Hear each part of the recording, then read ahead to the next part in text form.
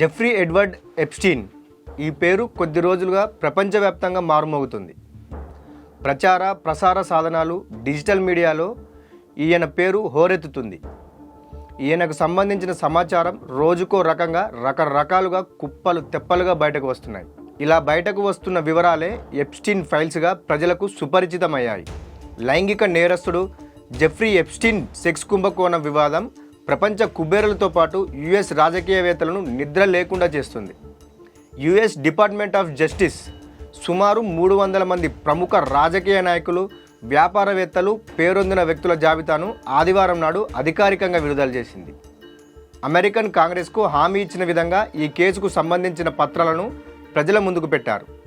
US attorney general Pamela జే బోండి, deputy attorney general టాడ్ బ్లాంకే మాట్లాడుతూ Epstein ఇన్వెస్టిగేషన్కు సంబంధించిన పత్రాలను విడుదల చేస్తున్నట్లు తెలిపారు.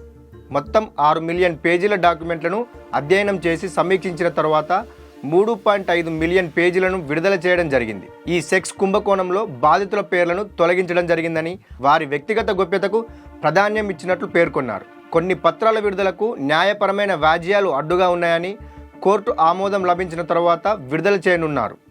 వ్యక్తిగత ప్రతిష్ట, ఇబ్బంది, రాజకీయ సున్నితత్వం వంటి కారణాలతో ఏ ఒక్క డాక్యుమెంట్ను కూడా బహిర్గతం చేయకుండా నిలిపివేయలేదని పేర్కొన్నారు.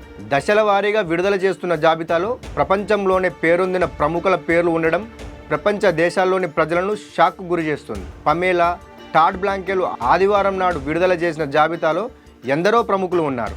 ప్రజలకు శుద్ధులు చెప్పేవారు, దైవభక్తితో బతకాలని సూక్తులు ప్రవచించేవారు, అగ్రరాజ్యాధినేతగా ఉన్నవారు, తమ సంపదను ఉదారంగా దానం చేస్తున్నామని ప్రచారం చేసుకునే వారి పేర్లు ఈ జాబితాలో ఉండడం విశేషం. ప్రస్తుత అమెరికా అధ్యక్షుడు డొనాల్డ్ ట్రంప్, మాజీ అధ్యక్షుడు బారాక్ ఒబామా, ఆయన భార్య మిచెల్లీ ఒబామా, బిల్ క్లింటన్, ఆయన భార్య హిల్లరీ క్లింటన్, మైక్రోసాఫ్ట్ వ్యవస్థాపకులు బిల్ గేట్స్, బ్రిటన్ రాజవంశస్థుడు ప్రిన్స్ హ్యారీ, అమెరికా నటుడు వుడీ అలెన్, మాజీ ఉపాధ్యక్షురాలు Kamala Harris, Meta CEO Mark Zuckerberg, American singer Bruce Springsteen, Tesla అధినేత ఎలాన్ మస్క్, వాటికన్ సిటీలోని Catholic church head Pope John Paul II, US House of Representatives 52వ speaker Nancy Pelosi, US minority నాయకుడు Hakeem ఎప్రీస్ ఉన్నారు. Epstein sex trafficking సామ్రాజ్యానికి సంబంధించిన పత్రాలను బహిర్గతం చేయాలని చట్టసభల ప్రతినిధులు కొద్ది రోజులుగా ఒత్తిడి పెంచడంతో కోట్ల కొద్ది డాక్యుమెంట్లను పరిశీలించి వాస్తవమేనని నిరూపించుకున్న తరువాత దశల వారీగా ఈ పత్రాలను విడుదల చేస్తున్నారు. గత వారం చట్టసభలో ప్రతినిధి థామస్ మ్యాస్సీతో కలిసి పారదర్శకత చట్టానికి నాయకత్వం వహించిన ప్రతినిధి రో ఖన్నా పలువురి పేర్లను చదివి వినిపించారు. అయితే చాలామంది ప్రముఖుల పేర్లను దాచిపెట్టారని, ఎప్స్టీన్తో సంబంధం లేని వారి పేర్లను కూడా బయట పెట్టారని అభ్యంతరం వ్యక్తం చేశారు.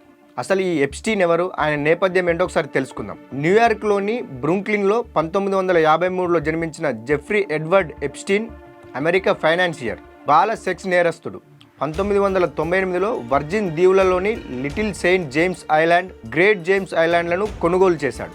తన పలుకుబడి పెంచుకోవడానికి, వేల కోట్లు సంపాదించుకునేందుకు, ప్రముఖులకు లైంగిక వాంఛలు తీర్చడానికి 2 ద్వీపాలను కేంద్రంగా చేసుకున్నాడు. 16 సంవత్సరాల లోపు బాలబాలికలతో విచ్చలవిడి శృంగారంతో సాగే పార్టీల కోసం అమెరికా, ప్రపంచ దేశాల్లో ఉన్నత వర్గాల వ్యక్తులు హాజరై అంతులేని ఆనందం పొందేవారు. 2005లో మైనర్ బాలికపై లైంగిక వేధింపుల కేసు నమోదు కావడంతో ఆయన బాగోతాలు కుప్పలు తెప్పలుగా బయటకు వస్తున్నాయి. 2008లో దోషిగా తేలడంతో 18 నెలల పాటు సాధారణ శిక్ష అనుభవించి బయటకు వచ్చాడు. 2019లో మళ్ళీ చైల్డ్ సెక్స్ ట్రాఫికింగ్ ఆరోపణలతో పోలీసులు అతన్ని అరెస్టు చేశారు. విచారణ జరుగుతుండగానే న్యూయార్క్ జైల్లో అనుమానాస్పద స్థితిలో చనిపోయాడు. ప్రపంచ ప్రముఖుల పేర్లు బయటకు రాకూడదనే ఉద్దేశంతోనే ఎప్స్టీన్ను జైల్లోనే గుట్టుగా మట్టుబెట్టారనే విమర్శలు వస్తున్నాయి. ఆయన మరణం తర్వాత ఫోరెన్సిక్ నిపుణుడు డాక్టర్ మైకేల్ బాడెన్ సంచలన వ్యాఖ్యలు చేశారు.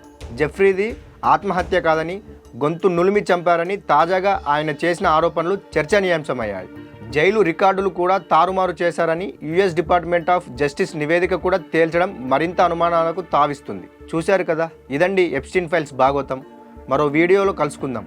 ఈ వీడియో కనుక మీకు నచ్చినట్లయితే విధాత ఛానల్ను తప్పకుండా సబ్స్క్రైబ్ చేయండి.